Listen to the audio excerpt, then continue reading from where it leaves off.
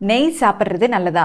Daily எந்த அளவுக்கு சாப்பிடலாம்? ஹாய், நான் டாக்டர் ஜெகதீஸ்வரி ராஜலிங்கம். இந்த சேனலில் நிறைய விதமான ஹெல்த் இன்ஃபர்மேஷன்ஸ் உங்களுக்கு கொடுத்துக்கிட்டு இருக்கேன். நெய் சாப்பிட்டா கொழுப்பு கூடி ஹார்ட் அட்டாக் பிரச்சனை வருமா, இல்லை வேற ஏதாவது பிரச்சனை வருமானு தெளிவாக இந்த வீடியோவில் பார்ப்போம். நெய் சாப்பிட்டா கொழுப்பு கூடி ஹார்ட் அட்டாக் பிரச்சனை வரும்னு நினைக்கிறதுக்கான காரணம் இதில் இருக்கக்கூடிய சேச்சுரேட்டட் ஃபேட் தான். நெய்யை வில்லனா பார்க்க வேணாம். ஃபர்ஸ்ட் நெய்னா என்னன்னு பார்ப்போம். பால்லேருந்து எடுத்த வெண்ணெயை நல்லா காய்ச்சி தண்ணி அண்ட் மில்க் சாலிட்ஸை பிரித்த அப்புறம் இருக்கக்கூடிய தெளிவான கொழுப்பை தான் நெய்ன்னு சொல்லுவோம். ஒரு டீஸ்பூனில் 14 கிராம் அளவுக்கு நெய் இருக்கும். இது 123 கிலோ கேலரிஸை தரும். Saturated fat 9 gram, mono unsaturated fat 4 gram, poly unsaturated fat 0.5 gram and fat 14 gram இருக்கு. நியூட்ரியன்ஸ்னு பார்த்தா vitamin A, E, K, omega 3 and 6 இருக்கு. அண்ட் ரொம்ப முக்கியமாக short and medium chain fatty acid இருக்கு. இதனடா ஃபேட்டி ஆசிட் ரொம்ப புதுசாக இருக்கேன்னு கண்டிப்பாக கேட்பீங்க. ஃபேட்டி ஆசிட்ஸ் கொழுப்புடைய உருவாக்கம் எப்படி இருக்குன்னு பார்த்து பிரிக்கப்படக்கூடியது. இது மொத்தமாக 4 வகை இருக்கு. இதுக்குள்ள எத்தனை கார்பன் ஆட்டம் இருக்குதுன்றத வச்சு தான் இதை பிரிக்கிறாங்க. ஷார்ட் செயின் ஃபேட்டி ஆசிட்னா 6க்கும் கம்மியான கார்பன் ஆட்டம் இருக்கும். மீடியம் செயின்னா 6லேருந்து 12 கார்பன் ஆட்டம் இருக்கும். லாங் செயின்னா 13லேருந்து 21 carbon atom and very long செயின்னா 21க்கும் மேலே இருக்கும். அதாவது கொழுப்புக்குள்ளே இருக்கக்கூடிய கார்பன் ஆட்டம் ரொம்ப கம்மியாக இருக்குதுன்னா அது செரிக்கிறதுக்கு ஈஸியாக இருக்கும். வயிறு அண்ட் குடலுக்கு டைரெக்டாக எனர்ஜியை தரக்கூடியது. நம்ம குடல் நல்லா வேலை செய்கிறதுக்கு இது ஹெல்ப் பண்ணும். முக்கியமாக இது இன்ஸ்டன்ட் எனர்ஜியை தர்றதால உடம்புல ஃபேட்டாக ஸ்டோர் ஆகிறதுக்கான சான்ஸ் ரொம்ப கம்மியாக இருக்கும். பால்லேருந்து எடுக்கக்கூடிய நெய்யில் செரிமானத்துக்கு உதவக்கூடிய ஷார்ட் செயின் ஃபேட்டி ஆசிட், அதாவது பியூட்டரிக் ஆசிட் இருக்குது. அண்ட் இன்ஸ்டன்ட் எனர்ஜியை தரக்கூடிய மீடியம் செயின் ஃபேட்டி ஆசிட்ஸ் இதில் இருக்குது. ஸோ வெயிட் கண்ட்ரோலுக்கு இது ஹெல்ப் பண்ணும்.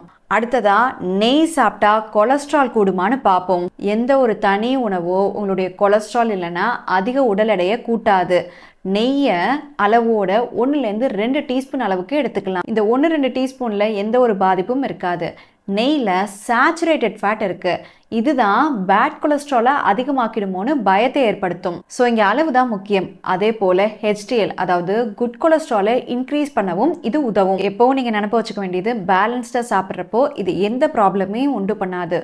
ஓவர் யூஸ் பண்ணிங்கன்னா தான் இங்கே ப்ராப்ளம். நெய்யில் இருக்கக்கூடிய சேச்சுரேட்டட் ஃபேட்டும் ரீஃபைண்ட் ஆயில், அதாவது சன்ஃப்ளவர் ஆயில், ரைஸ் பிரான் ஆயில் இருக்கக்கூடிய சேச்சுரேட்டட் ஃபேட்டும் ஒன்று கிடையாது.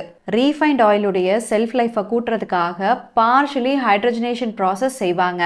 அண்ட் இந்த ஆயில்னால டிரான்ஸ்ஃபேட்ஸ் அளவுகள் கூடும். இதனால ஹார்ட் ப்ராப்ளம் அண்ட் கொலஸ்ட்ரால் பிரச்சனை வரும். நெய்ல இந்த மாதிரி எந்த ப்ராசஸும் கிடையாது. நெய்ல ஹை ஸ்மோக்கிங் பாயிண்ட் இருக்கிறதால இதை அளவோடு யூஸ் பண்றப்போ நிறைய நன்மைகள் தான் கிடைக்கும். இன்னும் புரியுற மாதிரி சொன்னோம்னா, 2த்துலையுமே சேச்சுரேட்டட் ஃபேட் இருக்கு. நெய்ல இருக்கக்கூடியது நார்மல் அண்ட் ரீஃபைண்ட் ஆயில் ஃபேக்டரியில ப்ராசஸ் பண்ண ஃபேட். நெய்ல எந்த ஒரு டிரான்ஸ்ஃபேட்ஸும் கெமிக்கலும் கிடையாது. ரீஃபைண்ட் ஆயிலில் கொஞ்சம் அளவில் டிரான்ஸ்ஃபேட், சால்வெண்ட், டியோட்ரைசிங், ப்ளீச்சிங்னு நிறைய கெமிக்கல்ஸ் இருக்கும். நெய் ஹீட் ஸ்டேபிளாக இருக்கும். ஆனால் இந்த ரீஃபைண்ட் ஆயில் ரிப்பீட்டட் யூசேஜ் அப்போ ஆக்சிடேஷன் அண்ட் ஃப்ரீ ரேடிக்கல்ஸை நிறைய ரிலீஸ் பண்ணும்.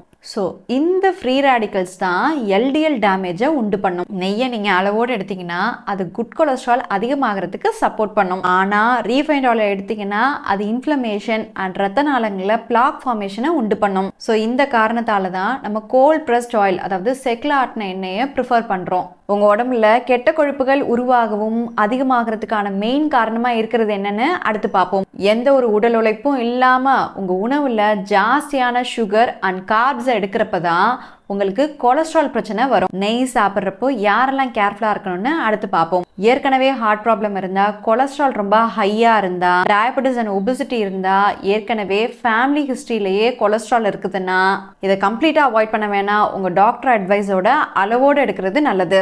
ஒரு ஹெல்தி இண்டிவிஜுவல் டெய்லி 1லேருந்து 2 டீஸ்பூன் அளவுக்கு நெய் எடுக்கிறது ப்ராப்ளம் இல்லை. அதுவே நீங்கள் வெயிட் லாஸ் ஜர்னியில் இருக்கீங்கன்னா 1/2 டீஸ்பூனுக்கு நெய்யை கண்டிப்பாக சேர்த்துக்கலாம். நீங்கள் சாப்பிடக்கூடிய அளவு தான் இங்கே ப்ராப்ளம். அது கூடவே ஒரு ஆரோக்கியம் இல்லாத லைஃப் ஸ்டைலில் வாழ்ந்துட்டு நெய்யை மட்டும் குறை சொல்ல வேணாம். ட்ரெடிஷ்னலாக நெய் ஒரு நல்ல உணவு. பயந்து அவாய்ட் பண்ணவும் வேணாம், ஓவர் யூஸ் செய்யவும் வேணாம்.